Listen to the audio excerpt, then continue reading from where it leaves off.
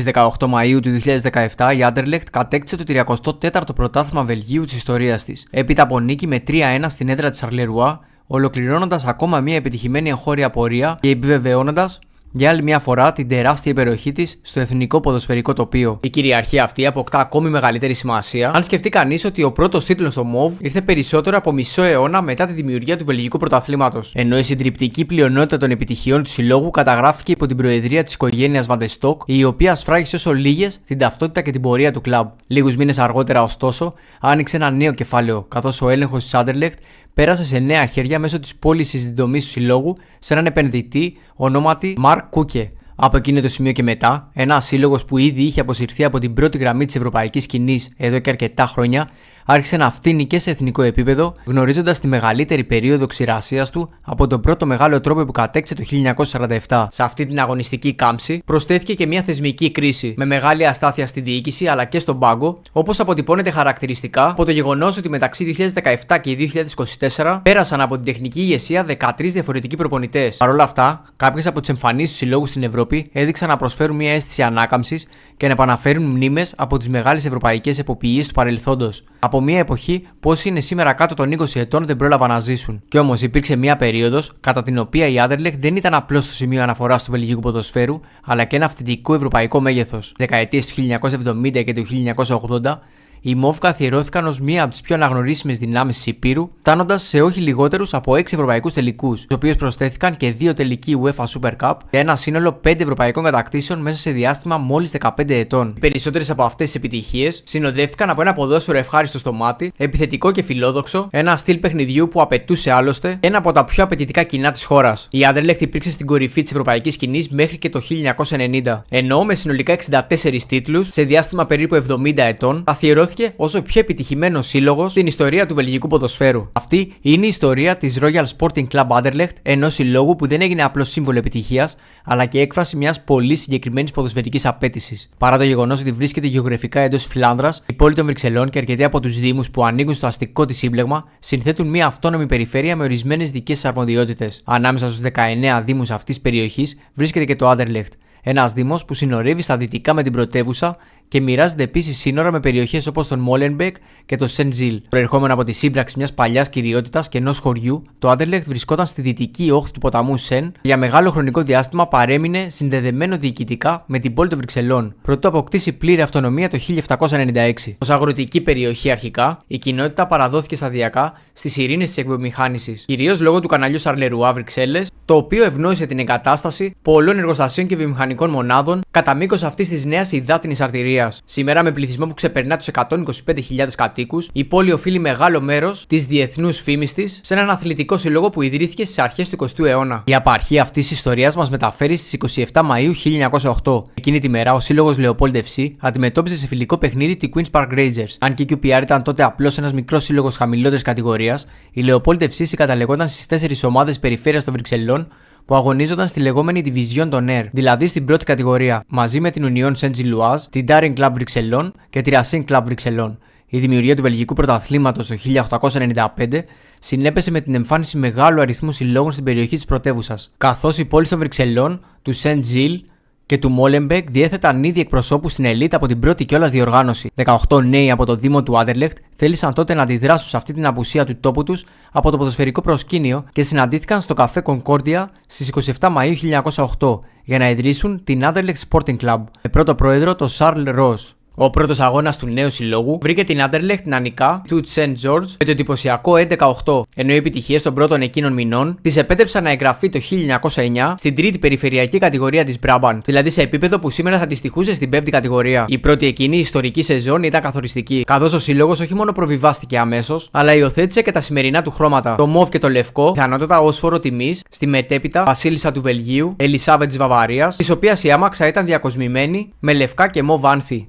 1911, ο Τέο Βέρμπεκ διαδέχτηκε τον Σαλ Ρος στην προεδρία, ενώ οι MOV συνέχισαν την ανωδική τους πορεία φτάνοντας στη δεύτερη εθνική κατηγορία το 1913. Ο Πρώτος Παγκόσμιος Πόλεμος στάθηκε καταστροφικός για τον σύλλογο, καθώς χάθηκε περίπου το μισό του ανθρώπινου δυναμικού, ωστόσο η Anderlecht κατάφερε να επιβιώσει και στο μεταξύ εγκαταστάθηκε στο Astrid Park, το οποίο εκείνη την εποχή λεγόταν Anderlecht Park, έναν χώρο που δεν θα εγκατέλειπε ποτέ. Το 1921 εξασφάλισε την άνοδο στην Division των Air, όμως δεν κατάφερε να εδραιωθεί αμέσως στην Elite και για 14 χρόνια κινήθηκε μεταξύ πρώτης και δεύτερης κατηγορίας. Ωστόσο, την ώρα που το ποδόσφαιρο των Βρυξελών άρχισε να φθήνει, με πολλούς από τους παλαιούς και επιτυχημένους πρωτοπόρους συλλόγους να υποχωρούν ή και να εξαφανίζονται, η Anderlecht μεταλλεύτηκε την ευκαιρία για να καθιερωθεί ως μία από τις καλύτερες ομάδες της περιοχής. Το σημείο εκκίνησης αυτής της αναγέννησης υπήρξε μία ακόμη άνοδος στο τέλος σεζόν 1934-1935. Αυτή έμελε να είναι και η τελευταία, καθώς η Anderlecht, μετονομασμένη πλέον σε Royal Sporting Club Anderlechtois, δεν θα ξανάφευγε ποτέ από την ελίτ του βελγικού ποδοσφαίρου. Παρά το ξέσπασμα του Δεύτερου Παγκοσμίου Πολέμου, το βελγικό πρωτάθλημα δεν διακόπηκε παρά μόνο τη σεζόν 39-40 και 44-45. Ήταν μια σκοτεινή περίοδος, στη διάρκεια της οποίας οι Mauve πραγματοποίησαν μια εντυπωσιακή οικονομική υπέρβαση για να αποκτήσουν το κεντρικό επιθετικό Jeff Mermans έναντι του ποσού των 100.000 βέλγικων φράγκων. Ο Mermans καθιερώθηκε γρήγορα ως ο κορυφαίος επιθετικός της χώρας και σημείωσε μεταξύ άλλων 33 τέρματα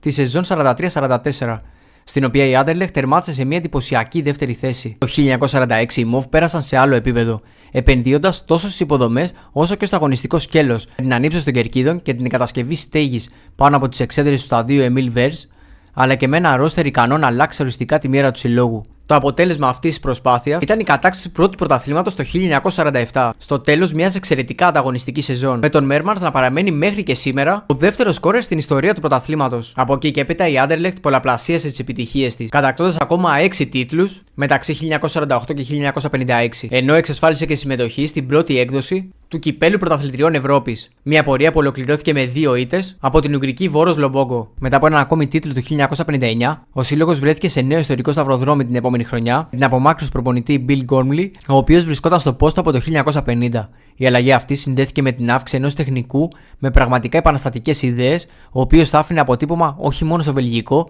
αλλά και στο ευρωπαϊκό ποδόσφαιρο, του Pierre Sinibaldi.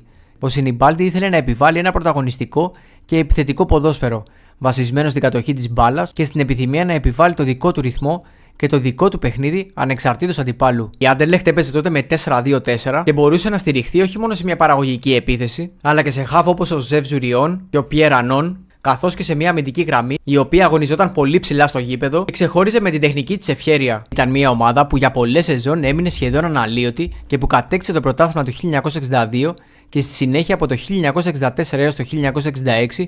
Παίζοντας ελκυστικό, επιθετικό ποδόσφαιρο προς μεγάλη χαρά του κοινού στο Emile Vers, το οποίο μπορούσε πλέον να φιλοξενήσει έως και 60.000 θεατές. Το 1965 η Anderlecht κατέκτησε και το κύπελλο Βελγίου. Προπονητής εκείνης της ομάδας ήταν ο Constant van de Stok, πρώην παίκτης της Anderlecht και μελλοντικός πρόεδρος του συλλόγου. Το γεγονός αυτό, αν και προϊόν αφιλεγόμενων επιλογών του τότε ομοσπονδιακού προπονητή, αποτύπωνε εν μέρη τη συντριπτική κυριαρχία των Mauve στην εθνική σκηνή.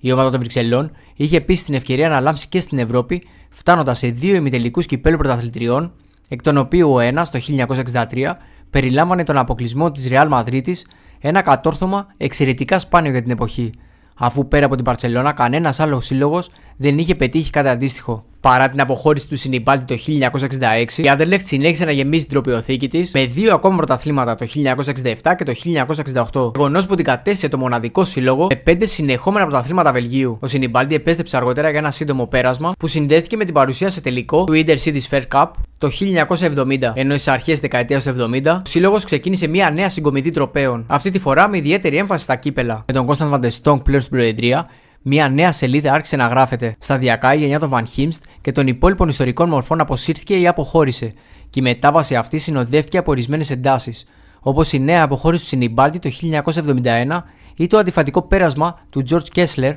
ο οποίος κατέκτησε τον Double το 1972, αλλά έχασε τη θέση του στο τέλος της σεζόν, καθώς οι μέθοδοι του κρίθηκαν υπερβολικά άκαμπτες. Αν και η ομάδα συνέχισε να διατηρεί ισχυρή παρουσία στο πρωτάθλημα για μια ολόκληρη δεκαετία, ήταν κυρίως στο κύπελλο Βελγίου και στις ευρωπαϊκές διοργανώσεις, όπου η Anderlecht ανέκτησε τη λάμψη της. Η αύξηση μιας νέας γενιάς, με επικεφαλή στο χαρισματικό κομψό αριστερό εξτρέμ Rom Rensenbrink και αργότερα τον ισχυρό αμυντικό βράχο Άρια Χάν, επέτρεψε στην ομάδα των Βρυξελών να κατακτήσει 4 κύπελλα Βελγίου μεταξύ 72 και 76. Και ταυτόχρονα να κάνει αίσθηση στην Ευρώπη. Το 1976 η Anderlecht έφτασε στο τελικό του κυπέλλου κυπελούχων και ύστερα από μια πορεία χωρίς τρομερά μεγάλους αντιπάλους, νίκησε τη West Ham με 4-2 στο Heysel, κατακτώντας το πρώτο ευρωπαϊκό τρόπαιο βελγικού συλλόγου. Ο Raymond Gethals ανέλαβε την ομάδα το καλοκαίρι και τον Αύγουστο κατέκτησε το UEFA Super Cup. Υπό την καθοδήγηση του Βέλγου μάγου, η Anderlecht έφτασε ξανά στον τελικό του κυπέλλου κυπελούχων το 1977 και το 1978, χάνοντας τον πρώτο από το Αμβούργο, αλλά κερδίζοντας τον δεύτερο απέναντι στην Άουστρια Βιέννης. Οι Mauve κατέκτησαν εκ νέου το UEFA Super Cup, φτάνοντας έτσι τα 4 ευρωπαϊκά τρόπαια μέσα σε μόλις 3 σεζόν. Το στάδιο που το 1983 μετονομάστηκε προς τιμήν του Προέδρου Βαντεστόκ, εξυγχρονίστηκε με την κατασκευή νέων κερκίδων. Η μεταγραφική πολιτική έγινε πιο διεθνής, με την αύξηση πολλών δανών παιχτών στις αρχές της δεκαετίας του 80, ανάμεσά τους ο Λίμπερο Μόρτεν Όλσεν και ο επιθετικός Κένεθ Μπριλ Λάρσεν, και ο Ιουγκοσλάβος Τόμις Λαβίβιτς κάθισε στον πάγκο. Ο Κροάτης εφάρμοσε ένα είδος ολικού ποδοσφαίρου με πολύ γρήγορο και επιθετικό παιχνίδι, βασισμένο σχεδόν αποκλειστικά στη συλλογική λειτουργία, σε βαθμό που να αποθαρρύνει την ατομική πρωτοβουλία. Το στυλ αυτό δεν έγινε ιδιαίτερα αγαπητό ούτε στο κοινό ούτε στη διοίκηση, παρά το γεγονός ότι χάρισε στην ομάδα το πρωτάθλημα του 1981, βάζοντας τέλος σε 7 χρόνια αναμονής, αλλά και έναν ιστορικό ημιτελικό κυπέλλου πρωταθλητριών, στον οποίο οι Βέλγοι απέκλεισαν μεταξύ άλλων τη Juventus πριν αποκλειστούν από την Άστον Βίλα. Ο Ιβίτς, που έφτασε το φθινόπωρο του 1982, δεν πρόλαβε να ζήσει την επόμενη μεγάλη πυρωτική στέψη στον Μοβ, καθώς εκείνοι κατέκτησαν το κύπελλο UEFA, παίρνοντας προβάδισμα απέναντι στην Μπενφίκα στον τελικό. Την επόμενη σεζόν η Άντερλεχτ έχασε τον τελικό της ίδιας διοργάνωσης από την Τότεναμ, έπειτα από μια δραματική διαδικασία πέναλτι, έχοντας νωρίτερα αποκλείσει την Νότιχαμ Φόρεστ σε έναν ημιτελικό που στιγματίστηκε από αμφισβητούμενες διαιτητικές αποφάσεις. Παρ' όλα αυτά, η Άντερλεχτ παρηγορήθηκε πολλαπλασιάζοντας τις εγχώριες επιτυχίες της, με 14 τρόπαια μεταξύ 85 και 95, παρά έναν ακόμα τελικό κυπέλλου πρωταθλητριών το 1986 και μία ήττα σε τελικό κυπέλλου το 1990, ο Σύλλογος των Βρυξελών άρχισε σταδιακά να χάνει την επιρροή του στην ευρωπαϊκή σκηνή, κυρίως εξαιτίας των χρεών που δημιουργήθηκαν από τις τεράστιες επενδύσεις για τον εξυγχρονισμό του γηπέδου, αλλά και λόγω της εισαγωγής των ομίλων στο Champions League. Μια εξέλιξη που ευνόησε περισσότερο τους οικονομικά ισχυρότερους συλλόγους. Πολλοί παίκτες σημάδεψαν εκείνη την περίοδο, όπως ο επιθετικός Λουκ Νίλης, αλλά και ο Σουηδός οργανωτής Περ Ζέντερμπεργκ. Οι προπονητές διαδέχονταν ο ένας τον άλλον στο Move πάγκο, αλλά κανείς δεν κατάφερε να παραμείνει για μεγάλο διάστημα. Κάτι που αντανακλούσε και την απαιτητικότητα της διοίκησης και του κοινού ως προς την ποιότητα του παιχνιδιού, όπως φάνηκε χαρακτηριστικά με την απόλυση του Λούκα Περούζοβιτς το 1993.